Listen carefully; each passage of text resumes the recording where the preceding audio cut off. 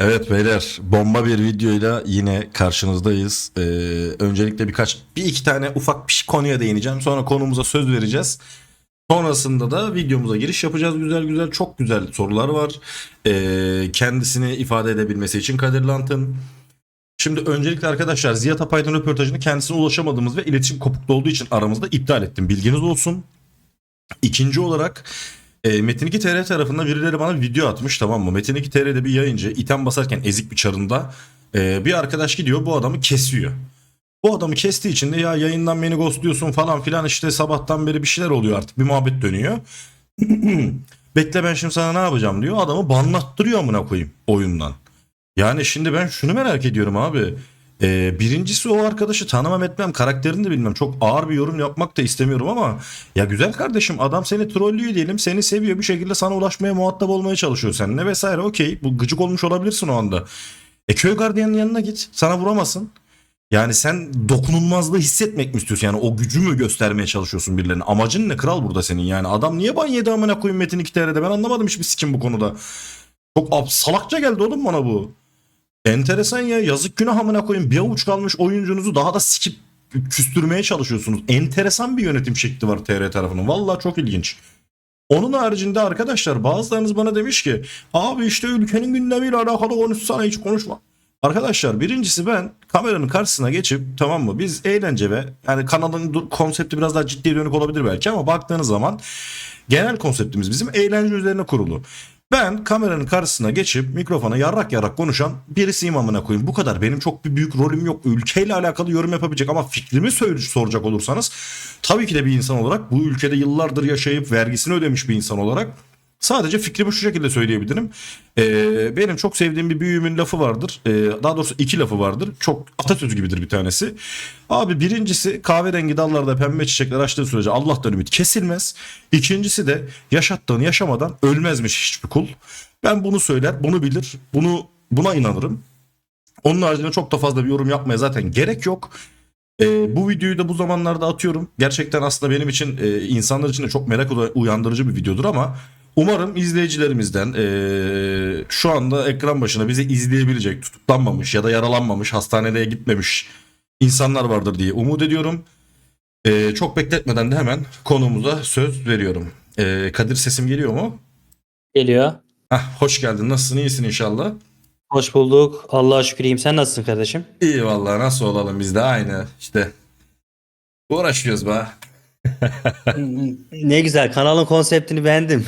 İzledim videoları. Eskiden sen de galiba bu tarz içerikler yapıyormuşsun. Biraz daha sertlerini hatta. Aynen bir dönem yapmıştım. Anladım. Dilersen ben çok fazla bir böyle haldır haldır sana karşı bir soru hazırlamadım bu arada. Zaten birçok sorunun cevapları çok uzun olacağını düşünüyorum ben. Şimdi Hı. istersen birinci soru değil de bir konuşma tarzında olsun. İstersen sen bir kendini hatırlat. Kadir Land kimdi? İnsanların bir hafızasını yenileyelim istiyorsan video başında. Belki seni tanımadan önüne video çıkacak insanlar da vardır. Bir istiyorsan kendini bir tanıt istiyorsan. Tamamdır. Olur. Ben de olabildiğince kısa ve öz Hı hı, cevap vermeye çalışacağım. Bir hı hı. de şimdiden söyleyeyim. Sürçülisan olursa şimdiden affola. Uzun zaman oldu öyle ekran başına çıkmayalı. Kadir Akman ismim. 33 yaşındayım. Kocaeli'de yaşıyorum. Metin 2 TR ile 13 yaşında falan tanıştık. Manas sunucusuyla başlamıştım. Sonra Anatolia'da devam ettim. 2016 yılının Nisan ayında da Metin 2 TC ile PvP sunucusuydu. Orayla video atmaya başladım ben. Ondan önce tabii çok uzun yıllar PvP sunucularda falan oynuyordum. Eskiden oyunculuğumla çok meşhurdum. Yani oyunda hep böyle birinciliği oynardım. Yayınlara başlayınca biraz daha işte böyle ondan sonra oyundan soğuma evreleri falan oldu. Hı. O zamanlar telif yoktu. Piyasada çok fazla yayıncı da yoktu. Hele PvP tarafında bir veya iki kişi falandık işte. 2-3 kişiydik. 2016 Nisan. Sonra bir anda ansızın oyundan soğudum. Videoları bıraktım. Benim zaman zaman olur. Kitle zaten buna çok alışık. Bir zaman sonra Metin 2'de GM olmak isimli bir seri çıkardım bir anda. Böyle 6-7 ay aranın ardından. Kanalımda çok hype. Telif de yok yani. Düşün o zaman bırakmışım. Hı hı. Sonra bu videoyu atınca Metin 2'de GM olmak insanlara tabii oynadıkları oyunun perde arkasını gösterdim. İlk gösteren kişi olmak istedim. O videoda bayağı 300-400 bin izlenmişti. Bazısı böyle 400 binleri falan geçmişti. Hı. Sonra Rüya 2 diye bir sunucuyla videolara başladım. Güzel izlenmeler alıyordum. Bir anda telifler gelmeye başladı falan. Sonra pes etmedik. Metin 2'deki yolsuzluklarla ilgili videolar çekmeye başladık. Derin darbeye attığım seni 48 defa başlıklı videoyu hatırlayanlar muhakkak vardır. O video da böyle 200-250 bin civarlarında izlenmişti. Sonra Metin 2 TV diye bir platform kurdum. Teliflerle mücadele ediyordum. Bütün yayıncıları oraya topladım. O zamanlar Nasıl yayıncılara falan yani? nefes... Yayın e, platformu YouTube tarzı bir site tarzı bir şey mi? aynen YouTube tarzı bir site yaptım. O zamanlar telifler geldiği için yayıncılar bırakıp gitmişlerdi. PvP'de yalnız kalmıştım ben. Metin 2 TV açtım ve yayıncıları çağırdım işte. Ee, Metin 2 TV'de video atın falan diye. Hı hı. Sonra bu YouTube'da videolarınızı YouTube'a da atın diyordum ben o zaman. Sonra videoları atıp işte kanallar kapanınca tekrar kanal açtırıyorduk falan. Böylelikle YouTube'da bu sistem oluşmaya başladı. Yani şu anda telifler geliyor, tekrar kanal açılıyor ya. O zamanlar sadece Metin 2 TV atılıyordu. Bu formülü de biz çıkartmış olduk yani aslında bir Hı yerde. hı. Sonra yayıncılar bu şeyde devam ettiler. Maşallah birçoğu da güzel yerlere geldi. Sonra Metin 2 TR'deki yolsuzlukları gündeme getirip insanlara yardımcı olmaya çalışıyordum. Hı hı. Sonra parçalı bulutlu işte bir geldim bir gittim.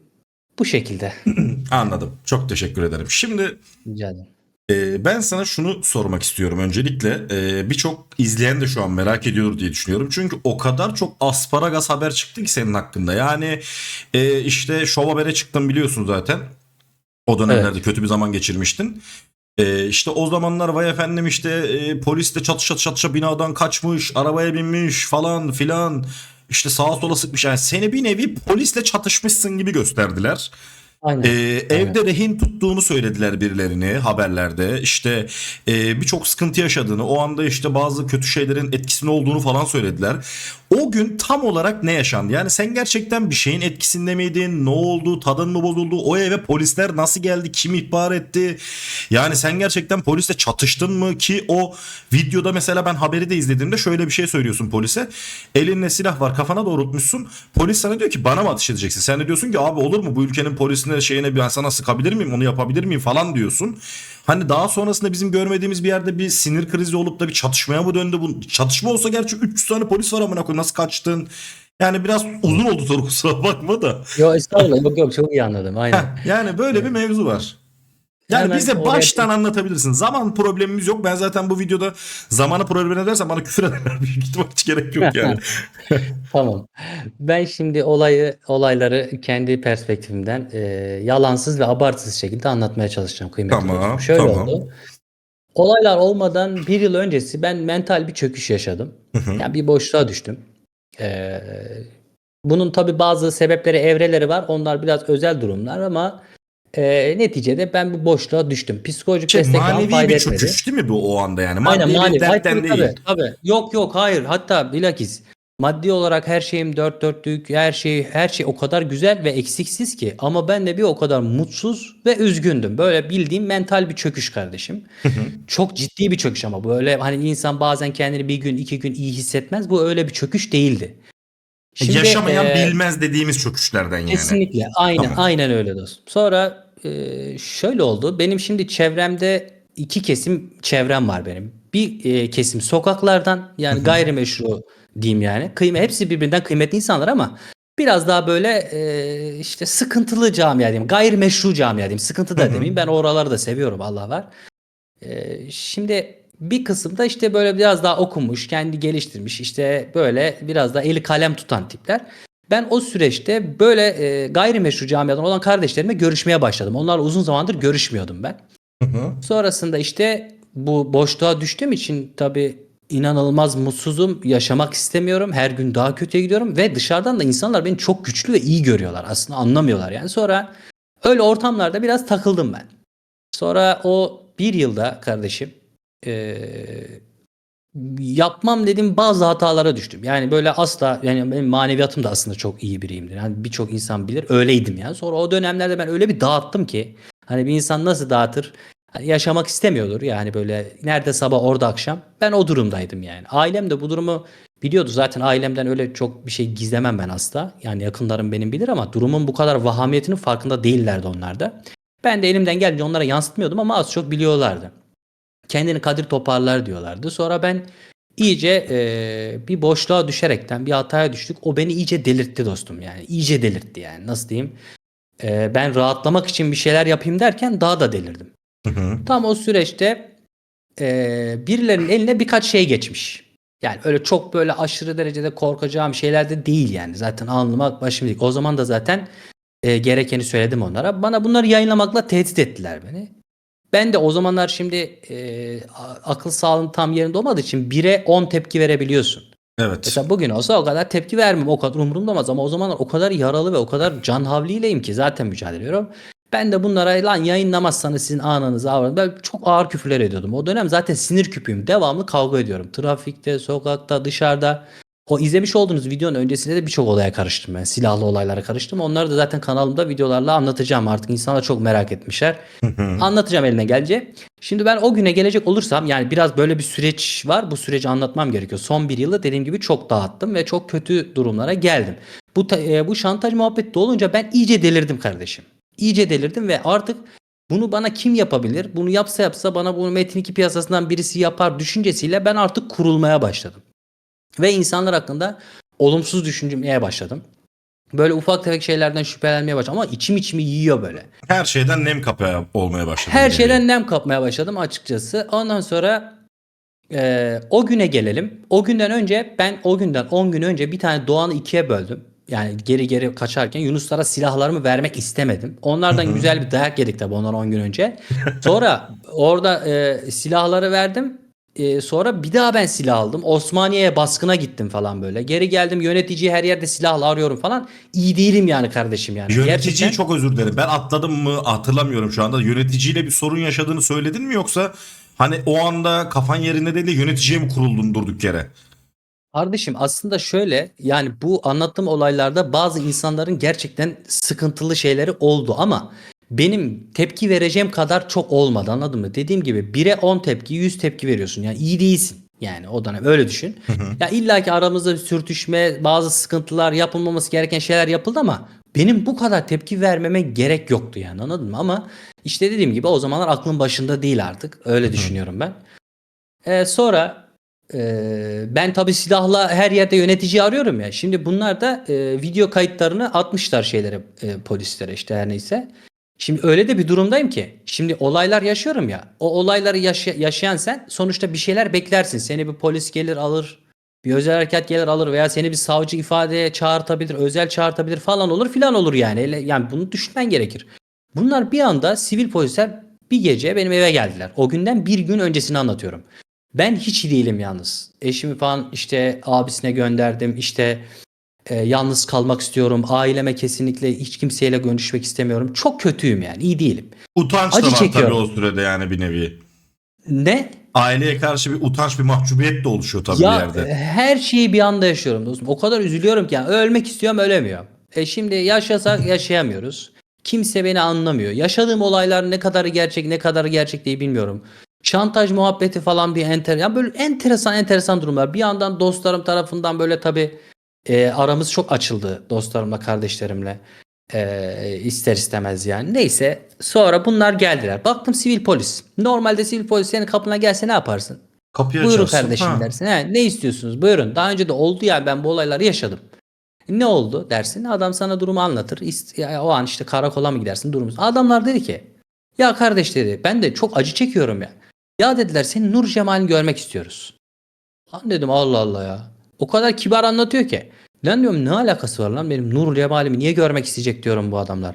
Aradım güvenlikçiyi. Kardeş dedim sen dedim bana niye haber etmiyorsun dedim. Bunlar polis mi var kapının önünde falan. Abi ne polis falan dedim. Oğlum normalde sen kargocu geliyor. Hemen arıyorsun alalım mı almayalım mı. Kapının önünde dedim polis olduklarını iddia eden adamlar var dedim kardeş. Bunları niye aldın içeri? Kim bunlar dedim. Gerçek polis mi falan. Abi dedi yok dedi benim haberim yok dedi. Şöyle dedi böyle dedi. Allah Allah dedim ya kardeş dedim bunlar şimdi gerçek polis mi değil mi? Bak ta onu ayırt edemiyorum yani. Ondan sonra dedim defolun gidin diyorum kapının önünden kardeşim diyorum ya. Ben diyorum kendim gelirim diyorum şeye. Karakola falan filan derken bunlar bana bayağı bir uğraştılar. Sabaha kadar bunlar kapının önünde beklediler. Beklemişler yani binada. Sonra sabah özel harekat geldi. Özel harekat polisinden Hasan abi diye biri vardı. Biraz daha kısaltmaya çalışıyorum mevzuyu ama mevzu biraz Hiç böyle hiç karışık. hiç kasılmana gerek yok. Uzun uzun anlatabilirsin. İnsanlar bir öğrensin o gün ne oldu yani Aynen. gerçekleri. Sonra bu Hasan abi özel harekat işte o şeylerin komutanı galiba. Bana dedi ki kardeş dedi. Bu arada polisler falan o kadar çok seviyorlar ki beni. Adamlar kıyamıyorlar yani. Bunu daha sonra da gördüm ben. Kardeşim dedi bak çok kıymetli bir çocuksun belli dedi bak. Çok üzülüyorum. Gel dedi bak şu silahını ver. Gel dedi gidelim dedi. Sana dedi bir kahvaltı ısmarlayayım 10 numara bak falan filan. İşte o ara hani sen de geçen onu dedin ya kardeş dedin o kadar psikoz geçirirken bile dedin adamlara yok abi sana sıkar mıyım diyor falan ben de buna Evet. etkilendim demiştin ya. Adam da aynen bana o kadar iyi konuşuyor ki. Ben dedim ki Hasan abi dedim bak ben dedim 10 gün önce de silahlarımı verdim. Bu sefer dedim bunları vermeyeceğim dedim. Ne münasebet dedim ya dedim durduk yere geliyorsunuz kafama. Halbuki bak konuştuğum şeyleri söylüyorum. Bugün bu konuşmalara katılıyor değilim bu arada. Çünkü çok saçma. Ben düşünüyorum ki bunlar diyorum benim evime niye böyle geldiler? Acaba diyorum bunlar bir şey mi yapacaklar da benim üzerime suç yıkılacak? Böyle düşünüyorum artık. Dedi ki bana niye geldiniz dedim. Söyle dürüst ol dedim abi. Dedi ki evde dedi esir varmış dedi. Ulan o esir varmış deyince ben bir cinnet geçirdim. Ulan dedim ne esiri dedim. Kesin dedim yine bu şantajcı şerefsizler dedim. Muhtemelen dedim sahte ihbar verdiler dedim. İyice delirdim. Dedim ki abicim dedim ben dedim bugün dedim buradan gideceğim. Ama dedim muhakkak teslim olmaya geleceğim dedim. Ama dedim bugün siz bana bugün kelepçe takıp buradan götüremeyeceksiniz dedim. Teslim olmayacağım dedim. Sana söylüyorum. Dedi ki imkansız buradan gidemezsin. Ben giderim abi dedim. Bu arada ben de bilgisayarıma bazı videolar almıştım. Olur da ölür kalırsam ailem duysun, bilsin. Hani tüm masumiyetiyle, tüm iç detaylarıyla olayları anlattım. Yani benim suçsuz olduğumu, herhangi bir sıkıntı, yani sadece kendimle ilgili bir problemin olduğunu anlattığım böyle videolar vardı. Onları da götürmek istiyorum, laptopumu falan. Oradan. Ondan sonra çünkü hepsine el koyacaklarını düşünüyorum. Ama sonra ben gidemezsin gidersin dedim abi gideceğim sen görürsün dedim. Hemen hazırlığımı yaptım, çantalarımı hazırladım, silahı aldım, yayına girdim. Silah kafama dayadım. Açılın dedim. Yoksa öldürürüm kendimi. Ondan sonra ya normalde bu ne biliyor musun kardeşim? Bu bildiğin ölüm Cinnet fermanını geçirmek. yani ölüm fermanını imzalamak bu. Yani senin elinde silahlı sen tutacağın özel harekat seni bırakacak. Mümkün değil yani hani bu. Ben böyle bir şey İmkan duymadım, dahilinde değil. Seni görmedim. var ya delik deşik ederler orada kral. Bak. Aynen, Hani aynen öyle. normal polisin ne Şimdi yapacağını kestiremezsin. Normal polisin ne yapacağını bilemezsin. Birisi vardır iyi niyetlidir, birisi vardır deli gibidir, sıkabilir. Ama polis özel harekatın ne yapacağını az çok herkes bilir ki ben doğuda görev yaptım. Çok haşır neşir oldum o abilerimizle. Senin dediğin o komutan değil zaten. Onlar kendi içlerinde onlara şef diyorlar birbirlerine yani başındaki amirlerine. Yani emin ol bu tarz insanlar değiller. Seni oradan bırakmazlar. Hani imkan dahilinde değil. aynen. Şimdi az çok biliyorum zaten ben de. Şimdi bu adamlar beni almaya geldi. Özel harekat iş bitiricidir yani. Emir almıştır ve zaten senin elinde silah varsa ve tehlike saçıyorsan seni vurma yetkisi de var bu adamların. Yani Evet. hani o dosya kapanır. Abi adamlar bana açıkçası kıyamadılar. Tabii her şeyden önce Allah beni her türlü bu durumlardan çok korumuş kardeşim. Yani verilmiş sadakamız varmış öyle söyleyeyim. Evet. Çünkü ben çok defa adam öldürmeye çok yaklaştım bak. Çok yaklaştım. Ve Allah nasip etmedi. Ölmeye de çok yaklaştım. Allah onu da nasip etmedi. Çok şükrediyorum. O gün neyse ben gideceğim gidemeyeceğim derken bir anda boşluk yakaladım. O canlı yayını açtım. Silah kafama dayadım. Benim evden çıkıyorsun asansöre 5 adım yürüyorsun. Asansöre biniyorsun. Evim 5. kattaydı benim o zaman. Hı hı. Oradan aşağı iniyorsun otoparka. 10 adım gidiyorsun arabam orada. Hemen bindim asansöre. Bir anda şeye düştüler. Gaflete düştüler yani. Ne yapacaklarını şaşırdılar. Elimde silahla ve onlara da kesinlikle onlara öyle bir şey öyle bir hamlede bulunmayacağımdan emin adamlar. Yani adamlar o halde bile yani benim onlara hamle yapacağımı düşünseler yine beni öldürürler zaten. Evet. Ama biliyorlar onu yapmayacağımı biliyorlar. Sonra ben şeye geçtim. Asansörde inerken bunlar merdivenlerden inmeye başladılar. Polisler de şeye dolmuşlar zaten. Bu otopark tarafına dolmuşlar. Tam ben asansörden indim, arabama binecektim. Baktım beni oradan üçgene alıyorlar. Bermuda üçgenine. Ben de elimde uzun 9 vardı. Dedim ki niyetimin ciddi olduğunu anlasınlar diye iyi patlar biliyor musun? Dedim hani elimdekinin gerçekten silah olduğunu ve niyetimin ciddi olduğunu anlasınlar diye havaya ben bir el ateş ettim. Yani iki el diyorlar ben bir el hatırlıyorum. Her neyse havaya ateş ettim ben.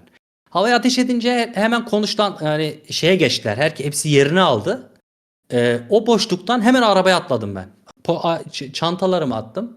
Arabayı çalıştırdım. Tam çalıştırdım. Ateş etmeye başladılar bana. Zaten o an ailemin durumunu ve psikolojisini hayal edebiliyor musun? O an abim orada, kardeşim orada, canım anneciğim orada.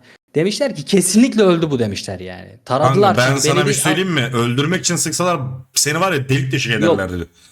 Öldürmek için değil. lastiklere ateş ettiler ama kardeşim yani an meselesi ölmen ya. Tabii Ya ki. ölmen an meselesi yani. O an ölmen an meselesi. Adam Karşı o an taraf hayır. da Kadir, karşı taraf da panik o ara amına koyayım, anladın mı?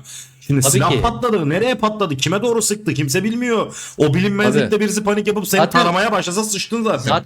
aynen zaten benim amacım ne biliyor musun? Tam olarak o durumu yaşatmak istedim ki oradan kaçabileyim. Yoksa beni o arabaya mümkün değil bindirmezlerdi. Evet. Ben de onu yaptım ki hemen konuşlanınca hemen bindim. Ama orada bu riski de göze alıyorsun. Yani o adam beni orada tarasa adam haklı beyler. Evet. Zaten ben o an Allah'a emanet ettim kendimi. Dedim ya Rabbi artık yani o anki düşüncemin doğru olduğunu düşündüğüm için Allah da bizi korudu öyle söyleyeyim. Yani öldürmeyen Allah öldürmüyor. Sonra kardeşim yani o kadar olay atlatırsın ölmezsin. Yarın grip olursun ölürsün anladın mı? Ecel böyle bir şey ya. Ben buna Bu arada iman senin ediyorum. aracında bayağı bir kurşun izi varmış yani. Tabii tabii. Şimdi şöyle oldu. Yani tabii ilk başta tabii lastikleri ateşlediler. Sonra adamlar yani ne yapacaklarını bilemediler. Ben tabii kesinlikle onlara hepsini çok seviyor ve değer veriyorum. Her zaman devletin, polisin, askerine benim zaafım vardır kardeşim. Bazıları müstesna bak. Ama genelini çok severim yani. Çünkü bilmiyorum öyle bir milli içimde böyle bir milli şey kabarıyor yani. Seviyorum abi. Neyse yani onlar da senin benim gibi insan sonuçta. Evlerine Tabii ki. ekmek götürüyorlar. Aynı zamanda asayişi sağlıyorlar. Ne bileyim güvenliği sağlıyorlar. Ne bileyim yani her zaman onları hele ki özel harekatı falan daha çok severim ben polisten. Yani Hı hı. askerleri daha çok seviyorum. Neyse. Ulan üzülüyorum bir yandan da adamlara. Bastım gittim. O ara lastikler yarıldı ve benim otoparktan çıkarken ya sağa döneceksin ya sola. Önünde hemen araba olur. Lastikler yarıldı. Araba zaten spor modda ve egzozla bu arada açık. Adamlar diyor ki oğlum diyor arabayla diyor kaçıyorsun diyor. İnsan bari egzozu kapatır diyor yani. Öyle kaçıyorum baba yani. Hani umurumda bile değil anladın mı? Diyorum ki ben buradan gideceğim. Kafamda planı kurmuşum. Şimdi ben çok Sonra özür dileyerek burada bir kesiyorum. Şimdi ben tabii buyur. gelen ithamları aydınlatmak için. Yani buraya kadar zaten bu kaçma kısmı. Zaten senin 1 kilometre ileride arabayı bırakıp kaçma sebebin lastikler patladı, doğru mu? Onun haricinde de Tabii, polise bir tabii. kurşun sıkma kesinlikle yok. Sen Kesinlikle havaya yok. ateş edip arabanı binip kaçtın, o ara sana ateş Aynen öyle. ettiler. Muhabbet bu. Evet, buradan Kesinlikle. sonra devam Ya, edebiliriz. tabii. Bu arada şunu da söyleyeyim. Şimdi ben cezaevine girdiğimde herkes beni tanıdılar. Hani haberler kanallara düşmüşüz. Yani ilk defa Show Haber'e yani takdir edeceğim. Onlar doğru paylaşmışlar. Yani ama diğer haber kanallarının çoğu benim sanki polisle çatışmışım gibi göstermişler. Hatta bazı polisler bile demiş ki Kadir bize sıktı demiş. Orada özel harekat demiş ki size değil demiş. Adam havaya sıktı demiş yani. Abi Kız özel kardeşim harekatçı söylüyor ayık bunu. çünkü kral yani. Onlar ayık adam Kız hepsi. kar kız kardeşim demiş ki yani kız kardeşime demişler bunu. Kadir hayır demiş. Size sıkmadı adam havaya sıktı demiş. Yani adam böyle bir düzeltme yapmış. Ama şöyle de bir durum oldu tabii. Böyle yayınladılar üzüldüm yani hani ne alakası var abicim polisle çatışma falan. Ama neyse orası önemli değil. Sonra ben gittim arabayı bırakmak durumunda kaldım tabii. Araba çok kötü hasarlı zaten. Hı Ondan 10 gün hı. önce de zaten bir kazaya karışmıştım Yunuslar mevzusunda. Sonra yani kardeşim böyle gözüm hiçbir şey görmüyor. Anlatabiliyor muyum? O Sen psikolojiyi hayal kaçıp etmek istiyorum. kendin mi teslim oldun, Tabii yoksa daha sonrasında amacım yakalandın mı? hayır kendim teslim oldum. Hatta ben onlara zaten dedim ki ben bugün buradan kaçacağım ama sonra gelip teslim olacağım dedim. Hı hı. Sonrasına şöyle geçeceğim. Sonra hemen ben arabayı 2 kilometre falan ileriye park ettim. Hemen bir binanın çatısına gittim. O elimdeki çantalar çok ağırdı onları bıraktım. Hı hı. Bir de o olaydan bir hafta öncesi falan bir ağır yara almıştım. Çok kan kaybetmiştim. O yaram açıldı. Uykusuzum, çok yorgunum. Böyle çok kötüyüm yani o gün. Ve hemen kan şekerim düşmeye başladı. Hemen gittim orada bir az sonra markete girdim. Hemen bir çikolata, muz falan aldım. Hatta sonradan bu kayıtları adamlar şimdi ben anlatıyorum izliyorlar ya adamlar çok şaşırdılar yani adamdaki rahatlığa bak diyorlar. Biz diyorlar adam Konya'da arıyoruz adam evine geri gitmiş diyorlar. Ben eve bir de geri gittim ha ertesi gün. Kanka yani o çok rahatım yani hani kafam rahat diyorum ki Yani bunlar burada diyorum benim. zaten bilinçli hareket etmediğin biraz aşikar amına koyayım. Normal insanın yapmayacağı hareketler olduğu belli zaten o an. Kanka zaten öyle ve şöyle de bir durum var. Herkes diyor ki şimdi kardeş diyorlar. Adamlar benim ifadem alırken diyorlar ki bak sen bu hareketleri bunları yani bilinçsiz bir şekilde yapamazsın diyorlar. Yani bu arabayı sen buradan diyor nasıl böyle çevirdin? Adam diyor videoyu 10 sefer izledim diyor. Yani arabayı o otoparktan çıkarışım, tam olarak gideceğim yerleri seçişim, sokakları seçişim, oradan bir anda sırra kadem basışım falan adamlar şok. Yani diyorlar ki inanamıyorlar adamlar şaşırıyorlar. Eğitim mi aldın falan diyorlar falan. Öyle yani şöyle bunlar daha çok ne? Kendime güveniyorum o an çok fazla ve Allah'ın izniyle beni alamayacaklarını düşünüyordum. Yani öyle de oldu. Kıyamadıkları için tabii bu arada. Evet. Bir de yani öyle ağır bir şeyim yok yani. Çok ağır bir suçum olsa adam delik deşik zaten ederler. Bir suçum öyle çok fazla bir suçum yok. Silahlı tehdit mevzusu var. Birkaç olay var. Sonrası kardeşim. O günü akşam ettim ben. Sonra bir kardeşimin evine gittim. Kaldım. Orada laptopumu onlar falan sakladım. Yanıma biraz para aldım. Sonra anneme kedimi bıraktım. Anneciğim dedim bunlar beni tutuklayacaklar. Ulan o Muhtemelen bu sefer. kafayla bile kediyi düşünüyor ya. Helal olsun Abi sana o ama. kanka kedim benim her şeyimdir şimdi. Onu herkes bilir. O benim canımdan bir parça. Hayatımın en zor günlerinde hep yanımdaydı. Bana merhameti hatırlatıyor her zaman. Şimdi sonra ne oldu biliyor musun? O gün eve gittim. Baktım üzerim çok kötü. Dedim ki ben eve gideyim. Arabam da yok ya. Hı hı. Eve gideyim üzerimi değiştireyim güzelce. Ondan sonra elektrikli bisikletim vardı. Onu alayım. Teslim olayım. Gittim işte güvenliğe dedim ki sakın polisi ararsan dedim senin kafana sıkarım dedim. Böyle bir yani o ara söylediğim şeyleri söylüyorum tabii. Ben teslim olacağım dedim gelmesinler. Tamam abi ben söyleme falan. Hemen gittim eve işte üzerimi değiştirdim. Elektrikli bisiklete bindim. Giderken de bir tane şeye uğradım. Doğan Yatağanlı vardır Konya'da. Poğaçalar aldım. 20 birkaç tane 2 poşet poğaça aldım. Biraz da meyve suyu aldım. Karakola gittim 2 gün sonrası. Sonra beni bir gördüler. Bunlar 2 gündür uyumuyorlarmış. Yani yukarıdan çok ağır fena bir baskı varmış. Nasıl Abi bırakacağım siz çocuğu? mi müsaade ettiniz? Para mı verdiler? Neler neler gelir başlarına? Tabii çok zor durumlar 200 yaşamışlar. Ben tane dedim ki polis çevirmiş kanka, sen de John Wick gibi kaçmışsın amına koyayım. aynen öyle oldu biraz. Kanka ben de tuttum poğaçaları verdim dedim yardımcı oldum rahatsızlıktan dolayı özür diliyorum. Sıcak Amına sıcak koyayım. dedim. Sanki arabalarının camını kırmış amına koyayım ya. Ya kanka gerçekten aynen böyle oldu ve Allah razı olsun bana o kadar iyi davrandılar ki onlar da çok şaşırdılar. Oğlum diyorlar ya bizi neler yaşattın diyorlar. Bir yandan da poğaça yiyorlar yani. Hani demiyorlar da hani bu poğaçada bir sıkıntı var mı diye. Sonra 40-50 kişi varlardı zannedersem. Geldiler bayağı bana çok iyi davrandılar sağ olsunlar işte. Kadir niye böyle yaptın? Yapma etme falan. Sonra ifademi aldılar güzelce işte. Sonra işte silahların yerini söyle dediler. Söylemedim. Nezaretteyken sonra Cumhuriyet Başsavcısı özel kalemi miydi? Böyle birileri geliyor gidiyor silah. Ben diyorum ki ben de sinirliyim ya bazılarına. Diyorum ki kardeşim siz FBI'sınız ya diyorum hani. Gidin bulun hadi diyorum. O kadar MOBS izliyorsunuz. Memnun gidin bulun. Vermiyorum diyorum silahları. Silahları da kanka çantanın içine koydum. Çakım var çok güzel ne bileyim yani. Çok güzel derken böyle şeyleri seviyorum ama böyle biri değilim yani. Ben tutacağım silahı gezeceğim falan. Böyle bir insan değilim. Sadece severim ben böyle şeyleri. O kadar. Neyse sonra birkaç kişi daha geldi işte yerini söyle bak bu sosyal medyaya yansıdı bizim zora sokma Kadir çok uğraştırıyorlar bizi falan. En son bir Abdullah abi vardı başkomiser o da çok sevdiğim bir abi.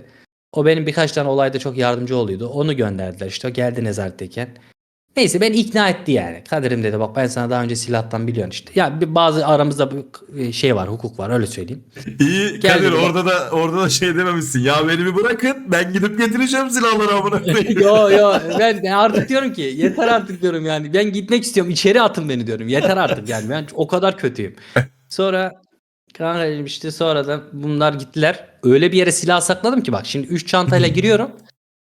Tam iki binanın arasında MOBS'nin olmadığını biliyorum. Orada bir inşaat var. Hızlı, çok hızlı bir şekilde. Hemen inşaata giriyorum. O otların altına silah saklayıp çıkıyorum. Yani oradan yürüme hızımı tam ayarladım ben. Adamlar o yüzden bulamıyorlar silahı. Çünkü beni didik o 40 küsür saati her salisesini izliyorlar aslında.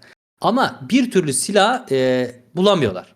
İlk önce dedim ki kaybettim dedim. Sonra dedim ki söylemiyorum falan. Sonra yerini söyledim. Hala bulamıyorlar. Öyle güzel bir yere zulalamışım ki evimin yakınında. Kamerayla görüntülü aradılar işte gösterdim. Tarif ettim buldular. Sonra işte hakimle karşısına çıktım işte. Hala çok öfkeliyim böyle. Herkese öfkeliyim. Kendim hayata öfkeliyim yani hani. Hakime de ben biraz bana dedi ki sen dedi film mi çekiyorsun dedi böyle evinde dedi bir sürü dedi kılıç var dedi silahlar bilmem neler. Bu ne dedi böyle ya. Ben de biraz şey yaptım. Ya dedim dalga mı Yükseldi. geçiyorsunuz benimle dedim he. Dalga mı geçiyorsun? Niye dedim duvardan dedim almışsınız dedim kılıçları dedim bana bunun hesabını soruyorsunuz dedim yani. Ceza ise ceza dedim falan. Tutuklayın bunu dedi. Daha önce de zaten bir o kadar şöyle bir ay falan içerisinde birkaç sefer böyle şey olay yaşadım ben. Ya düşünsene adam daha önce hiçbir şey yok. Yani böyle şeyler yok. Adam bir anda çıldırmış gibi her yere saldırıyor. İşte olacak ya aslında benim içeri girmemle Allah beni korumuş oldu. Yani ben çünkü içeride ben çok şey öğrendim. Çok şükrediyorum o yüzden. Hani iyi ki girmişim. Çünkü birilerini öldürebilirdim dostum yani. İçeride yatan bir sürü insan sana tanıyorum. bir nevi ruhani detoks olmuş senin içeri girmen aslında. Öyle oldu yani birçok tabii öyle oldu. Bir de içeride mesela birçok adam tanıyorum ki adamlar ağırlaştırılmış müebbet almışlar. 30 yıl almışlar, 25 yıl ya böyle basit bir şey değil yani. Gerçekten Allah kimseyi oralara düşürmesin. Bunu Amin. görmüş olduk. Yani bir de bizim bazı gençlerimiz var ya, asarım keserim diyor arkadaşlar. Cezaevinde Aman sizi var ya, diyeyim, aman. karısı yaparlar adamı, karısı. Kesinlikle Bak kesinlikle yemin öyle. ederim karısı yapar size adam orada. Kardeşim şöyle söyleyeyim. Bak ben cezaevinde de rahat durmuyorum tabii. Artık adım çıkmış. Her hafta kavga ediyorum kardeşim. Parmaklarım kırıldı. Kaburgalarım kırıldı. Durmuyorum yani. İnsanlar artık bana diyordu ki aman diyorlardı bulaşmayalım buna. Çünkü her kavga ettiğinde alıyorlar seni başka koğuşa atıyorlar. Başka koğuşa, başka koğuşa. Yani bunu sen devam ettirirsen en son bana gardiyanlar dedi ki oğlum yeter dediler lan. Hani hiç de öyle biri gibi durmuyor falan hani. E, Yani hayata öyle öfkeliyim ki kanka duramıyorum yerimde yani. Diyorum ki beni diyorum tek başıma diyorum hücreye atın gerekirse. En son bir koğuşa gittim. Orada artık ben yavaş yavaş böyle tekrar maneviyatımı falan toparlamaya başladım. Aklım başıma gelmeye başladı. Artık sakinleşmeye başladım. Bir şey O dedin gün değil mi bugün Kadir? Böyle bir şöyle bir durup mesela böyle hani şey oldun değil mi böyle bir? Ulan ben ne yaptım amına koyayım ya. ya olmam mı kardeşim ya? Çünkü o kadar inanılmaz bir şey ki sanki bak bu nasıl bir şey biliyor musun? Sanki musallat olmuş kardeşim, tamam mı? Sanki biri bana musallat olmuş. Yani yaşananları yani çok anlatamam yani. Gerçekten kelimeler çok kifayetsiz kalıyor. İbret verici bir olay. Allah kimseyi böyle düşürmez. Allah kimseye kardeşim bak, akıl hastalığı veya işte böyle zihinsel hastalığın bu kadar zor olacağını tahmin etmezdim ben. Bak ben birkaç ameliyat da geçirdim bu arada. Daha öncekilerde. Akciğer ameliyatı geçirdim bir şeyler. Yani bir acıyı bilirim anladın mı yani. Kırılmadık kemiğim kalmamıştır benim. Ama ben kardeşim böyle bir acı bilmiyorum ya. Hani herkes seni çok iyi görürken sen inanılmaz bir acı çekiyorsun. Zihninin içinde yaşıyorsun bu acıyı. Hı hı. O çok kötü bir şey yani. Allah kimseyi bu durumlara düşürmesin. Şimdi Yani buyur. e, konuyu toparlayacak olursa bu şekilde biraz uzattım ama mevzu tam Ya olarak sen bu şu şekilde. uzanlığa takıp durma. Vallahi şimdi ben geleceğim kemiğini kıracağım. Ama E, sıkıntı olabilir. Bu sefer de ben kaçarım amına koyayım, bir şey olmaz. Estağfurullah yok estağfurullah. Ben zaten artık şeyim ya böyle nasıl diyeyim. Öyle bir sinirimi attım ki Yanlış dostum. anlamazsan ben Artık sana sadece şunu soracağım. Şimdi tabii buyurun. insanlarda şöyle dedikodular olmuş. İnsanlar da aydınlansın istiyorum ben. Bana Buyurun. birileri dedi ki işte kardeşim çok PvP ile alakalı iş yaptı Kadirland, işte TR tarafında da bir şeyler yaptı, canını sıktılar. İşte bir tane baba bir PvP server sahibi bunu kaçırdı. Zincirlere bağlayıp bir şeyler Yok. kullandırdı. Ondan sonra işte amına koyayım hikayeye Yok baksana, daha 2 neler. bölüm 2 sezon dizi çıkar amına koyayım. Yok daha Neyse. neler ya. Yani Yok. bu tarz Öyle bir şeyler şey. oldu. İnsanlar da en azından bunların gerçeğini öğrendi. Benim için çok güzel yani bu da. Aynen öyle. Yani ben de bunları bilmiyordum. Bunları senden duyduktan sonra işte hani ben de kanalıma bir video çektim. Daha yayınlamadım da. Hı hı. Dedim hani durumları insanlar doğru gerçeği bilmeye hakları var. Yani Evet. sonuçta bir şeyler yaşanmış. Ben o aralar olayları aslında anlatmaya çalışıyordum videolarla ama o kadar kötüyüm ki dostum. Yani parçaları bir araya getirip insanlara derdimi anlatamıyorum tam olarak. O yüzden ortalık çok karıştı. Yani başka suçlarla ilgilenen insanlar beni ne ilgilendirir? Mesela ben o aralar takmıştım böyle. Sanki dünyayı kurtaracağım. Bana ne kardeşim? Adam yaptıysa gitsin de bu devletin hakimi var, savcısı var, bilmem nesi var. Ben onlara takmıştım kafayı yani o ara. Saçmalık yani. O da benim psikolojik problemlerimin bir neticesinde olan bir şey. Hani Hı dediğim hı. gibi bazı olaylar gerçekten yaşandı ama benim o kadar tepki vermem gerekmiyordu. O da benim Evet. O boşluğuma gelmiş anki o oldu. anki dönemdeki yaşadığın zorluklardan kaynaklıydı işte. Aynen, aynen öyle. Aynen öyle. Şimdi hazırsan bomba soru geliyor. Abi buyur. Derin darbe ile arasında geçenler nedir? Olaylar nasıl gelişti? He. Şöyle derin darbe nasıl diyeyim? Atılan teliflerden açıkçası ben onu sorumlu tutuyordum. Hı hı. Bir de derin darbe eskiden bak derin darbenin bir eski versiyonu var bir de yeni versiyonu var. Bak derin darbenin yeni versiyonunu gerçekten ben seviyorum. Evet, Şöyle ben de seviyorum ben de yani konuştum bu arada. Kanala çağırdım kendisini. Kendisi de izleyicilerine çok çok selamımı söyle. Fakat ben bu işlerden elim ayağımı çektim. Bu tarz konuların içerisine hiç girmek istemiyorum. Kendi yaşantıma bakıyorum artık. Hayatım farklı bir yol aldı, düzen aldı. O yüzden beni bu işlere bulaştırmazsanız çok sevinirim tarzında konuşup teşekkür etti. Ben de eyvallah abi dedim. Bir gün gelmek istersen her zaman gelebilirsin dedim. O da teşekkür etti. Bitti gitti konu yani. Gelmeyi ne, reddetti. Ne kadar güzel bak, nazik, güzel. Bak derin darbe aslında şöyle. Derin darbe aslında ben TR'ye bir dönem gittiğimde beni çok onure de etmiş bir insan. Yani daha önce hiç böyle bir şey başkasının yapmadığını söylemişti. Benim yayınıma bütün GM'lerle birlikte gelmişlerdi. Bayağı bir güzel bir yayın olmuştu falan. Yani bunu normalde bir yayıncıya yapmadığını söylemişti. O dönemler bir de ben PvP yayıncısı olmama rağmen bunu bana yapmıştı. Aslında aramızda bir problem yoktu. Sonra ben TR'yi bırakınca şey oldu. Derin darbeyle aramızda böyle bir tatsızlık oldu. Derin darbe de o zamanlar biraz daha ben öyle görüyordum ya da öyleydi. Egoist bir adamdı yani, biraz daha böyle. Sonra ben atılan teliflerden de bunları sorumlu tutuyordum. Birkaç tane video çektim ben. Hı hı. Sonra Derin Darbe bana dedi ki, bana bir yazı gönderdi. İşte 48 saat içerisinde özür dilemezsen seni silerim mi dedi. Yalan olmasa şimdi geçmiş gün. Öyle bir şeyler dedi. Hı hı. Üst perdene konuş. Ben dedim ki seni dedim 48 defa dedim. Böyle bir video çektim ben. Bu videoda aynen. Bu videoda baya çok acayip izlendi yani. Millet acayip keyif aldılar bu işten.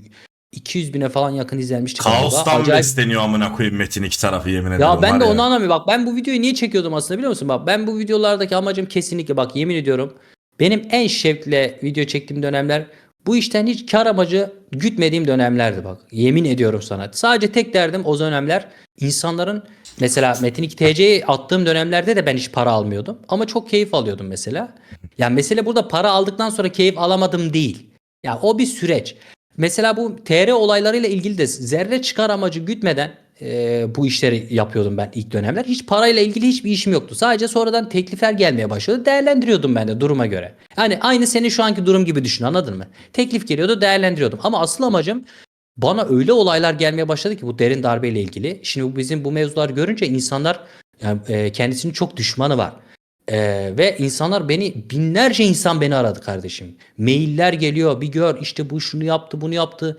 Ulan bir oldu, iki oldu, üç oldu, ben kulak asmıyordum. Sonra ben bir odaklanmaya başladım bunlara. Aga harbiden çok kötü olaylar dönüyor yani bu TR içerisinde. Ondan sonra ben de tuttum. Ee, Bunların yani birkaç tanesini, bak bu arada namusum, şerefim, inandığım bütün değerler üzerine yemin ederim ki derin darbe yani TR ile ilgili inanmadığım hiçbir videoyu, bak bir saniye bile kurgu yapmadım. Bir tane bile inanmadığım videoyu yayınlamadım. Benim yayınlamadığım videolar bile 10 terabayt arşiv vardı bende bak.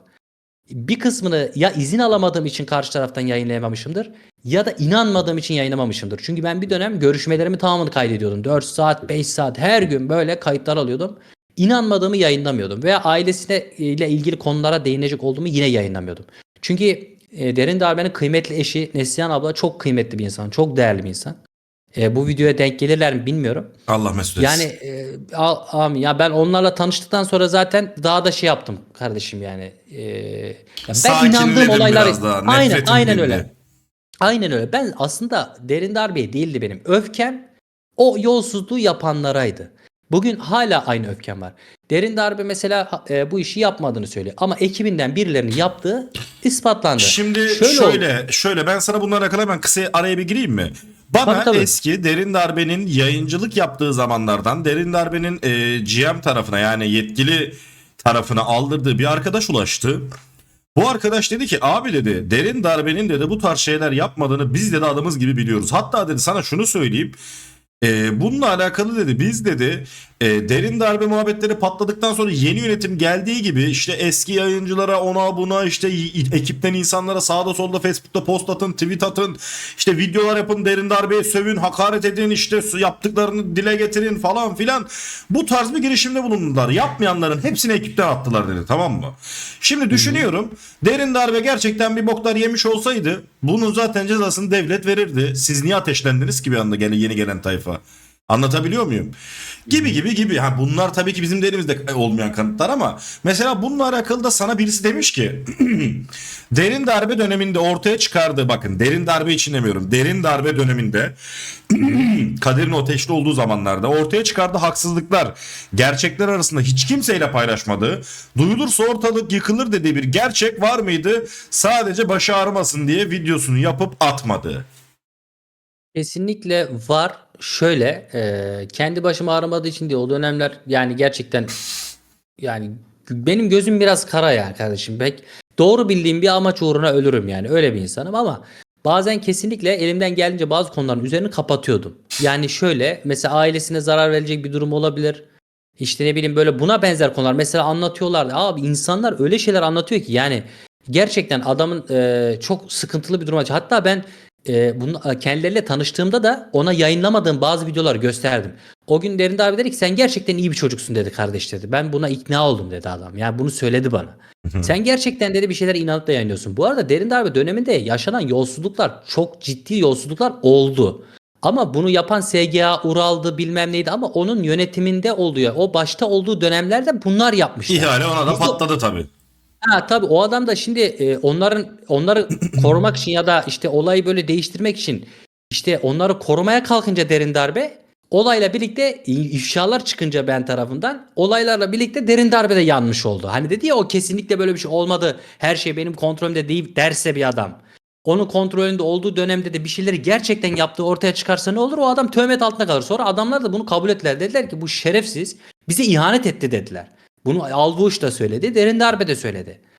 Yani ben o dönemde bu videoları çekerken çok keyif aldığım için bilmem ne olduğu için değil. Ben gerçekten çok ilgimi çektiği için. Çünkü yıllarımızı almış yani. Gençliğimizi vermişiz biz bir oyuna.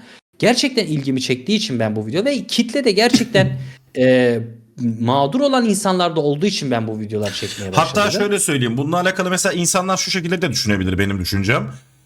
Arkadaşlar Murat abi dediğimiz kişi sen de biliyorsun zaten Kadir. Murat abi çok eskiden beri sporla uğraşan bir adam. Doğru mu? Doğru. Murat abi şu anda günümüzde hala kendi spor salonunda sporculuk yapıyor. Yani salon çalıştırıyor bu adam hala. Hala öğrencilere eğitim veriyor. Şimdi şunu soruyorum mesela. Gidip baksanıza bakalım. Bu adamın mesela Bodrum'da işte atıyorum 10 milyonluk 15 milyonluk bir yazlığı var mı? Mesela Ural gibi sağda solda Çeşme'de villaları var mı? İşte son model arabaları var mı? Bir bakın. Mesela Sen bu bunlara. olay- Yani biliyor musun sen bu olayları? tabii. Ondan sonra ya ben çok Abi, araştırdım. senin bu olaylar beni tanıyor muydun peki sen? Yok ben Kadir Land ismini duydum. Anladın mı? Hani Kadir kimdir, Hmm. nedir, ne değildir değil sadece kötü şeyler anlatıldı hep. Hani onunla alakalı da ben şimdi dedim ya sana. Bana mesela adam atıyorum farklı ithamlarda da bulunsa bir insanla alakalı ben o insana nötr yaklaşırım. Bizim kanal konsepti gereği budur. Mesela bazen insanlar anlamıyor. Bana diyor ki abi diyor sen şu adamı çağırmışsın bu yalan konuymuş. Oğlum bana ne amına koyayım. Zaten ben bunu niye yayınlıyorum? Gelen konukla alakalı söyledikleri şeylerle alakalı siz yorum yapıyorsunuz. Ben konuğa küfür etmediği sürece kimse o yorumları da silmiyorum ki kimsenin. Ama adam gelmiş mesela bu yarrağım kim? Ya senin ananı sikim ben o yorumu silerim anladın mı? Yani ben burada konuğa hakaret ettirmem. Bak burada yanlış anlamayın arkadaşlar. Terör ya da pedofiliden bir insan zaten gelemez de hani. O tarz bir karakter yoksa ben kimseye küfür ettirmem. Kimseye. Anlatabiliyor muyum? Yani gelen konukla alakalı eleştiri yaparsın insan gibi. İlla birinin anasına bacısına sövmenize gerek yok. Yani şunu merak ediyorum mesela hani rahat rahat klavyeden yazıyorsunuz ya. %95'iniz realde bir insanı görse yüzüne küfür edemez amına koyayım. Edemez. Yani o yüzden boş yani işlerle uğraşmayın çok. Ya çok enteresan bir kitle bak ben sana şunu söyleyeyim. Ben Night tarafında da hani çok uzun zamandır içerik yapıyorum ve ben Night tarafında gerçekten huzurluydum hocam. Şakasız söylüyorum. Yani huzurdan kastım ne? Yani bir içerik yapıyordum. Mesela sponsorlu video çekiyorduk. Bizim sponsoru bu arada bizim mesela Metin2 tarafında da insanlar geliyor reklamlı iş için. Diyorum ki kardeşim ben de tanıtım tarzı bir reklam yok amına koyayım. Hani röportaj var diyorum. Adam diyor ki ya o bizim işimize gelmez. Ya da bizi öveceksen. Ya seni niye öveyim reis ben. Neyse. Abi Nike tarafında reklamlı bir iş yapıyoruz mesela tamam mı? İzleyiciler mesela yorumlarda yazıyor. Ben çok görüyordum ya. O kral işte parayı vurmuşuz helal olsun afiyet olsun yarasın kardeşime. Ulan Metin 2'de hiçbir şey yapmıyoruz. Parayla mı satıldın? Kaç paraya satıldın? Ebenin amına satıldım reis. Anladın mı? Yani Ya bak- çok affedersin ama ben Ya ben de bunu anlayamıyorum. hayır Mesela istiyor ki bak şimdi İbne diyecekler istiyor ki mesela bak. parası bitmiş diyecekler mesela. Ha sana bir gün sana parası bitmiş diye %99 diyecekler amına koyayım. Kesin diyecekler. Hiç alakası yok oysa. Hayır, şimdi mevzu ne biliyor musun? Adam mesela şey istiyor. Böyle elleri cipsli yağlı amına koyayım. Klavyeyle böyle yorum yazan bazı şeyler var ya. Vahşiler böyle insan görünce böyle kriz geçiren tipler amına koyayım. Metin 2'de de var Abi. onlardan.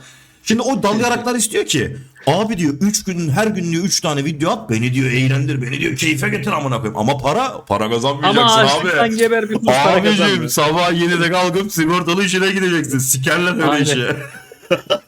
Ya böyle enteresan bir kitle amına koyayım. Ya ben şaşırmıyorum artık. Enteresan. Ama ben çünkü gülüyorum artık ya. Böyle bu arada eleştirilere gerçekten çok açığım. Hele ki mantıklı yapılmış eleştirilere her zaman açığım ama Dediğin gibi böyle insanları rencide edici, işte böyle hakaretler, ağır küfürler. Bilmiyorum yani, bir dönem ben de çok yaptım, arkadaşlar zaten malum biliyorlar. Ama boş yani, şu an Ya çok saçma piçin geliyor biri bana. gelmiş şimdi, bak bazen ben komik yorum yazdıklarında da kızamıyorum. Ben çok eğlenmeyi severim. Piçin biri yazmış, demiş ki abi burnun ağzına girmek üzere. Amına koyayım ya, benim bir gülme aldı amına koyayım. Öyle Bir öyle şey de örnek diyemedim güzel. amına koyayım çocuğa, anladın mı? Yorumunu da silmedim Ve mesela. Bir o tanesine bir saatte gün 3 haykırdım ya. Kadir, bir gün yayındayım, tamam mı böyle? Şimdi bende de kilo var ya, göbek de var amına koyayım. Neyse, ondan sonra yayındayım Yok işte lan, bir fazla yok aslında. ya Evet. yok ya, göbek var canım, böyle katlanıyor yani, şey böyle öne doğru eğilince falan. Neyse. Ulan yayındayım, tamam mı? O arada kız yayıncıların böyle çok izlenmesiyle alakalı bir sohbet ediyoruz Kick'te, tamam mı? Ben de o ara yayındayken şey yaptım. Bakın dedim beyler, ben de şöyle bacağımı çekeyim dedim, böyle hani ekranda bacak gözüküyor ya bazı kızların yayıncılarda falan böyle. Ben de Evet, dedim evet. bacağım gözüksün, belki dedim izleyici artar amına koyayım. Ben bacağı çekince benim göbek katlandı amına koyayım. Tamam mı? Üste doğru. Çocuk demiş ki o ne abi, leğenden sarkan hamur gibi amına. Bak ben böyle insanları seviyorum, eğlenmeyi. Ama adam gelmiş bana diyor ki yarrak yarrak ne konuşuyorsun? O e. Ya amına koyayım O yani. ya, dediğin gibi bazı insanların gerçekten espri IQ'su çok yüksek. Ben de o Metin Evet. 2 deamesinde özellikle var öyle. Ben de hoşuma gider çok.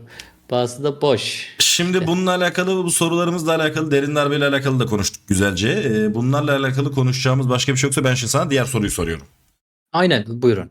Hüseyin abi ve Sancak Bey Burhan ile her akşam yaptığı yayınların kaydını YouTube'dan neden sildi? Tekrar yüklemeyi düşünüyor mu? Çünkü yıllar geçse bile o videolar hala izleniyordu. Bence yüklenmeli. Ah, benim kıymetli abilerim. Onlar Hüseyin da abi ve gerçekten. Sancak Bey Burhan kim bu arada, ben tanımıyorum, şakasız. Nasıl tanıştık? Şöyle, bu yolsuzluklar olduğu dönemlerde şimdi derin darbeli olan husumetim nedeniyle Hı hı. dostumun ne derler? Düşmanımın düşmanı dostumdur misali. Bana ulaşanlardan bazıları da mesela Sancak Bey Burhan abiyle aslında ulaştı bana. Hı hı. Hatta onun yanında bir abi dedi ki ya dedi, kardeş dedi, sen ne kadar güzel konuşuyorsun dedi ya. Vallahi dedi var ya, şu adama dedi bir iki tane daha böyle video çeksen de dedi. Avukata vereceğim parayı sana vereyim falan. Ben abi hayır dedim, bak ben de ondan cevap gelirse ben öyle çekerim. Yoksa dedi, ben çok da zengin varlıklı bir adammış. Vallahi dedi izlerken acayip keyif aldım. Birkaç sefer izledim. Hı hı. Bir tane daha çek lan dedi kardeş dedi ya. Bizim dedi canımızı çok yaktı falan. Yok dedim, ben çekmem dedim. O zaman orada Burhan abiyle tanışmıştık. Hı hı. Sonra bu yolsuzluk mevzularıyla ilgili Hüseyin abinin bir videosuna denk geldim ben. Araştırma yapıyorum tabi o ara. İnsanlardan da bir sürü veri geliyor. Bir baktım o bayağı bir şeyler anlatıyor. Daha önce GM'lik falan da yapmış. Hemen tuttum, ona ulaştım ben. Abi dedim gel dedim. Ha, bir de Burhan abi de başka birinin yayına gitmişti. O yayıncı arkadaş da buna terbiyesizlik yaptı. Canım sıkıldı benim. Abi dedim gelin dedim. Öyle Çarçakal'ın kanalına gidip konuşacağınıza gelin burada dedim, anlatın dedim. Bak ben ikinizi de sevdim dedim. Hı hı. Herkese de öyle şey olmam yani. O ikisine ayrı bir kanım ısındı. İkisi O de birbirinden zamanlar senin ayrıydı. kanal patlamalarda tabii o ara. Abone Abi sayısı, kanal abone aynen, sayısı.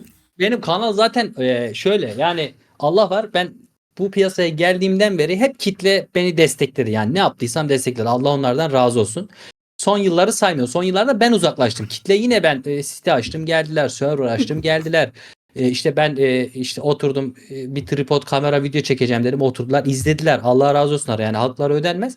Kitle her zaman destekliyordu beni. Her zaman. Yani hala görüyorsun işte, en son bir video attım. Adamlar bir sürü olumlu yorum yazmışlar sağ olsunlar. Hı hı. Yani o zamanlarda hype'da hiç sorun yok dostum. Yani bir video atıyoruz 80K 100K izleniyor. Bir atıyoruz 50K izleniyor. Böyle yani hani. Sonra ben bu abileri çok sevdiğim için yüzlerce insan arasından bunlarla biz böyle söyleşiler yapmaya başladık. Verileri değerlendirdik. İşte ben dedim abi bak, ben hataya düşmek istemiyorum. Bakın böyle böyle bir şey geldi. Sizce bu doğru mu değil mi? Bana bunu araştırın, yardımcı olun. Hı Onlar da o hı. konularda bana yardımcı oldular. Neyse, şu soruya gelecek olursak, niye sildi? Tekrar yüklemeyi düşünüyor mu? Ya ben o mental çöküşe girdikten sonra zaten ne yaptığımı bilmiyorum. Düşünsene bak, öyle bir boşluktasın ki. Yani ne yapsam mutlu olurum diyorsun. Bir yandan videoları gizledim, sildim, kaldırdım. Böyle yani, hani bunları neden yaptığımı bile bilmiyorum. Ha, birçoğu da gizli zaten. Yani onu da açarım, olmadı. Müsait bir zaman açarız. Yani o abilerle aramda en ufak bir problem olmadı. Ben Bugün zaten arasam, senin kanal linklerini koyacağım. Onlar ha da bu arada, arkadaşlar videodan gidip izleyebilirler. tamam çok sağ ol. Bu Rica arada bir ederim. PvP kanal açtım. Onu da vereceğim sana Ha, birazdan. ver ver. Gelmek isteyen buyursun gelsin. Ben şey yapacağım. bu arada. Bu videoların gizli videolara bakayım. Yani izleniyordu harbiden de. Olmadı kendine ulaşabilirim. Hı hı. Duruma göre belki senin kanalına davet edebiliriz. Bilmiyorum Olur şu an olur, ne hiç sıkıntı durumdalar. yok, hiç sıkıntı Yani yok. de inşallah duruma göre bakarız. Sen Kendileri de sen çok kıymetli insanlar bu arada. sen eskisi gibi dönmek istiyorsan ben gelirim, hiç problem değil. Aa kanka Ha ben ama şunu da yanlış anlama kardeşim. Kadir Lant var eskiden. Onu yedik. Barmen Lant var artık. aynen onun farkındayım. Onun farkındayım. Kanalın konseptini çok beğendim. Eyvallah. Ya ben yapacaktım böyle bir şeyi. Yani dedim ya işte sana yani fazla şey yapamıyorum ama şunu yapacağım ben. Yani burada aktif kalmak istiyorum dostum. Yani ben çünkü inzivaya Kafanı dağıt, çekildim boş 6 ay ver. iyi değilim yani. İyi olmuyorum. Burada en azından sohbet olur, muhabbet olur, eğlence olur. Ne bileyim başka bir şey olur. O yüzden aktif kalmaya Ama çalışacağım senin yani. Öyle senin bir hiç niyet var. kimseyle muhatap olmayıp polemikten, stresten uzak durup Aynen kesinlikle. kendi Kesinlikle. makarandaki kirinde taşağında takılacaksın babacığım. Ben sana söyleyeyim. Kesinlikle. Aynen öyle. Şimdi Kesinlikle. hazırsan bana herhalde 80 tane mesaj geldi bununla alakalı, amına koyayım, bu soruyla alakalı. Abi Kadir Neymiş o? Lant'a sorar mısın? Bonus Gamer'la aralarında ne oldu, ne yaşandı, aralarındaki bu kavganın sebebi nedir? Şimdi öncelikle ben şunu sormak istiyorum. Ben o zamanlar çok Metin 2 tarafındaki bir insan değildim. Mesela siz atıyorum Görkem'le bir zamanlar, Görkem'cim bu arada kızma tamam mı? Bende de kas var ha, neyse. Sen Görkem'le o zamanlar hani aranız bir zamanlar iyiydi, sonradan mı bozuldu yoksa hep mi bozuktu, hiç tanışmadan bile, hani ben bilmediğim için bunları cevaplarsan sevinirim. Ya aslında Görkem'le bizim aramız her zaman iyiydi. Allah var kendisinde yani yani bana karşı hep saygılıydı öyle söyleyeyim. Hı hı. E, Şöyle bir durum oldu. Şimdi aramızda bir şey yok aslında. Hı O hı. süreçte de bazı saldırılara maruz kaldığım için ve bunun arkasındaki kişi ya da kişilerin onun ekibinden olduğunu düşündüğüm için yani genelde o taraftaki loncadan falan göre de denk gelmiş olabilir. Düşündüğüm için böyle net bir şekilde onlar yaptı diyemiyorum yani. Herhangi bir öfkem veya kinim yok ona karşı. Hı hı. Herhangi bir problemimiz de yok. Daha önce de zaten beraber video çektiğimiz oldu. Beraber video dışında çok konuştuğumuz oldu. Bazı projelerimde geldi çalıştı. İşte Metin 2'de video atıyordu falan. Yani Görkem'le bizim aramızda herhangi bir problem yok. Yani daha önce de yoktu. İşte en son olay da ben artık öyle contalar yaktım ki lan diyordum yapsa bu mu yapar şu mu yapar böyle kendi kendime sıkıntıya giriyordum. Bir de birkaç sefer sunucu açacağım zaman işte denk geldi böyle yani aramızda böyle bir şey vardı. Bir tatsızlık gibi bir şey ama adını da koyamayacağım bir şey. Şu Aslında anda da ondan kaynaklı değil. Sen kafanda kuruyorsun o sıralarda. ya aslında şöyle bana bir şeyler yapılıyor ben buna maruz kalıyorum ama bunun kim yaptığını tam olarak bilemediğim için kuruluyorum yani ona bunu anladın mı? Mevzu bu yani Ha, o aslında bu. zamanlarda sağlıklı düşünemiyorsun. Tabii aynen öyle. Ondan Ya ben sonra Görkem tarafından şöyle bir şey duydum, hani amaçsızca bir anda küfürler etti falan. Yani o da herhalde onlardan biraz öfkeli, sinirli diye biliyorum. Sadece benim bilgim bu kadar. ya şimdi sinirli olmak da haklı. Şimdi adamı aradık. Ana, bacı, sülale sövdüm yani hani. Şimdi bana birisi bunu yapsa ben de çok öfkelenirim. Yani o da şunu anladığını düşünüyorum. Yani durumumun iyi olmadığını ve onları bilinçli yapmadığımı düşündüğünü düşünüyorum. Yani şu an belki hala böyle tavırlı falan davranıyor olabilir. Sonuçta adamı bir arayıp da özür falan dilemedim ben aslında. Evet. Ama üzgünüm yani sonuçta. Yani böyle bir şey yaşansın istemezdim. Ha sen Yani bilinçli kurulma değil yani, o zamanlardaki bu döneminde denk geldi. tabii Piyango vurdu amına koyayım Görkem'e bile tabii bir. tabii aynen öyle oldu yani. Aynen öyle oldu. Yoksa Görkem'e benim ne şeyim Ulan olur ki? Görkem kaderini sikim lan. Adam YouTube kanalı açıyor, yarım saat sonra telif yiyor amına koyayım. Ya o da başarılı işler yapıyor maşallah. Yani istikrarlı bir şekilde devam ediyor yıllardır. Hatta bir dönem Görkem telifler geldiği dönem bir dönem gitti piyasadan. Doktor falan olacağını söylüyordu. Artık piyasadan ümidini kesmişti. Sonra ben o zamanlar çok aktifim piyasada kimse kalmadı. Site açtım, oyun açıyorum böyle aktifim. O zamanlar Görkem'i çok istemişti kitle. Kendisini de çağırmışlığım var yani hani. Gelmesini isteyenlerden biriydim. Yani şu anda başarılı işler yapıyor. Takdir ediyorum maşallah. Güzel. Allah yolunu bahtını açık etsin. Yani benim Doktor. Hı hı. şeyle işim yok yani. Nasıl diyeyim yani. Onunla karşı bir öfkem, bir üzüntü. Yani sadece üzülüyorum. Yani niye Mahcubiyet böyle var bir şey aslında Ha baktığımız mahcubiyet. zaman. Aynen öyle. Aynen öyle bir durum var.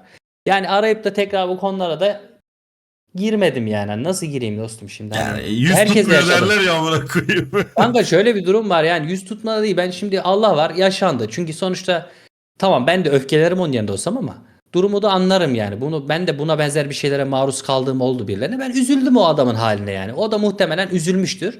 Ve Görkem değil ki sadece. Ben kimlere ya, aklına kim geliyor bana söyle yani, herkese öfkeliydim kanka. Hayatta öfkeliyim ya. Bir de en sevdiklerime bak.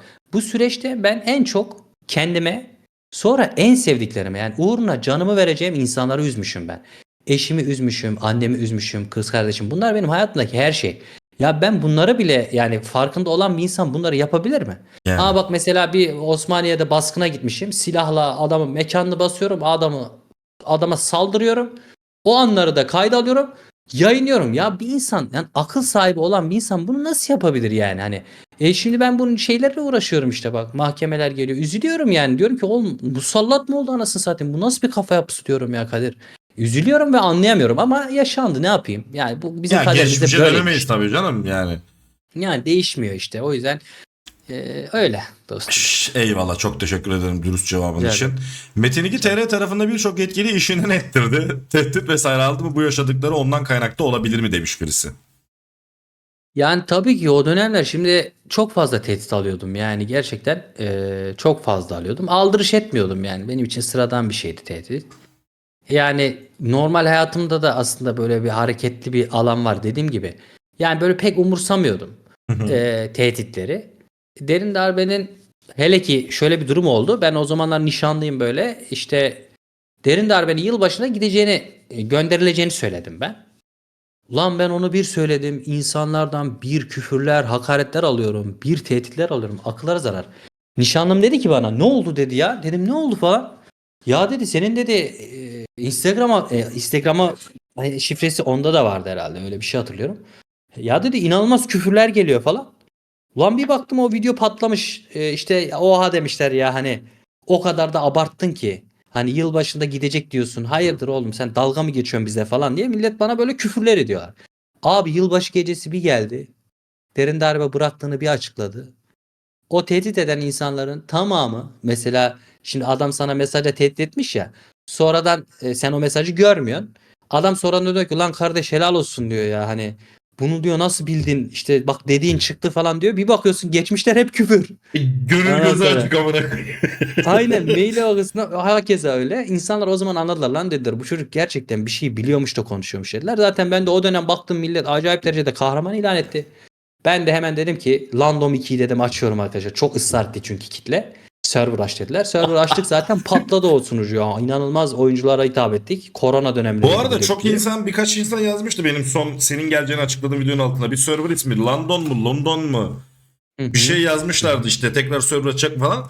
Hatta cevabım bittikten sonra bir diğer soru var, onu sorayım istiyorsan sana şimdi cevabım bitince. Tabii, tabii buyurun. Yo bitti ya, Ha, bitti yani mi? başka Okey. tehdit yani çok alıyordum bu şekilde yani dostum. Sonradan Okey. sevgiye dönüştü. Eyvallah. Şimdi son sorumuza geldik bu arada. Kadir şu anda iyi mi ve tekrar YouTube ve yayın işlerine dönecek mi, ya da bir server açmayı düşünüyor mu demişler. Böyle söyleyeyim kıymetli dostum, tüm samimiyetimle söylüyorum. Yani ben şu anda aslında çok iyiyim. Bak şu an uzun zaman sonra ilk defa kendimi bu kadar iyi hissettim desem Allah seni inandırsın yani, mübarek Ramazan-ı Şerif'te Eyvallah, bak. eyvallah. Ya şu an video çekerken kendimi bak o kadar iyi hissettim ki, bak çok iyi geldi bana bu sohbetleri konuşmak. Demek ki bunlarla yüzleşmek ve bunları konuşmak bana gerçekten iyi gelecekmiş. Çünkü bir şey yapmadığım zaman da boş durmuyorum. Kitap okuyorum, işte Kur'an okuyorum, böyle kendimi geliştirmeye çalışıyorum falan ama gerçekten burada aktif kalmam da gerekiyormuş. Bunu bir kere daha anladım. Yani kafamı dağıtmaya ihtiyacım varmış. Bunu anladım ama stresten ve dediğim gibi tartışmalardan bilmemlerden uzak bir şekilde istiyorum. Ya sunucu açma işini şöyle, çok isteyen var. Belli bir kemik kitlesi de var aslında bizim sunucuların ama şu an için sadece düşünüyorum. Yani sadece şu an için istediğim tek şey benim psikolojimi iyileştirmek. Yani Toparlamak tekrardan bir istiyorum yani. yayın ve YouTube işlerine girip bir kafayı toplayalım, ondan sonra Hah, bakarız. aynen duruma göre bakarız kafasındayım. Aynen Anladım. öyle. Tam olarak onu söylemek istemiştim. Eyvallah, çok Aynen. teşekkür ederim. Senin Ben bu teşekkür arada söyleyeceğin başka bir şey var mıdır? Geldim vallahi, Vallahi ayağına sağlık, çok teşekkür ederiz. Millet gerçi beni çok darladı amına koyayım. Ben bir ara vallahi sana sövecektim biliyorum. Hay diyecektim, sikeceğim bu Kadir lan. Kim amına koyayım, her videonun altında 50 kişi yazıyor. Abi Kadirlandı getir, abi Kadirlandı getir. Amına Sağ koyayım. olsunlar ya, sağ olsunlar. Valla ben aslında yani biraz da yani senin bu mesajını görmüştü. Biraz geç oldu, o yüzden kusura bakma Ya ama estağfurullah. iyi oldu yani, çok iyi oldu. Ben sağ olsunlar, seviyorlar, değer veriyorlar belli ki Hı hı. çağırmanı istediklerine göre.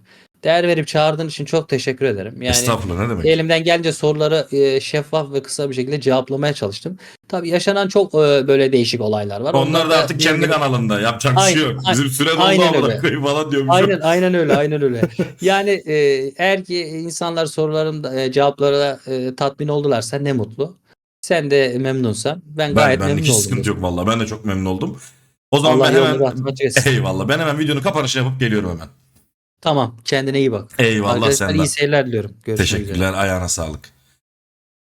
Evet arkadaşlar bu da böyle bir videoydu. Alın amına koyayım. Kadir lan.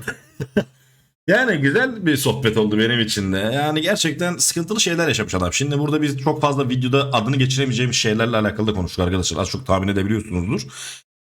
Ona rağmen gerçekten güçlü durmuş mu benim gözümde? Evet durmuş. Ben büyük ihtimalle onun yaşadıklarının farklı şekillerini yaşadım ama hani %40-50'sini yaşasam büyük ihtimalle bir daha toplanmazdım. Battı balık yan gider kafasıyla büyük ihtimalle aynı bok püsürden devam ederdim ama onda en azından bir toparlanmaya çalışma süreci var. Bence bilmiyorum bu videoyu Kadir'i tanıyan, bilen, seven kaç kişinin önüne çıkacak, kaç kişi izleyecek onun da haberim yok hiç ama. Gerçekten Kadir'e bu konuda bence en azından ikinci bir şans verilip sahip çıkılabilir diye düşünüyorum. Ben şimdi zaten açıklama kısmına onun hem PvP tarafında iş yapacağı YouTube kanalının linkini de bırakacağım. Kendi videosunun kanalının yani YouTube kanalının da linkini bırakacağım arkadaşlar. Kendisi de en kısa sürede döve döve getireceğiz gereği videolarını yaptıracağız. Bakalım kendisi gereği başlayacak bu işlere. İnşallah umarım zamanla dediğim gibi Görkem'le arasındaki buzlar da erir. Ya Görkem'in zaten bu konularda ben olgun düşündüğünü düşünüyorum. Yani olgun düşüneceğini düşünüyorum. Adam gerçekten açık açık söyledi yani sonuç itibariyle. Hani bir şeyin arkasına sığınmadı. Yaptığımız yanlıştı gibisinden konuştu. O yüzden hani umarım izleyiciler de biraz daha bu konularda biraz daha vicdanlı, aklıyla, mantığıyla düşünürler diye düşünüyorum, umut ediyorum. Şu ana kadar izleyen herkese çok çok teşekkür ederim. Kendinize çok iyi bakın. Yeni bir videoda görüşmek üzere. Yakında Night tarafına patlatacağız. Bilginiz olsun. Allah'a emanet olun. Kendinize çok iyi bakın.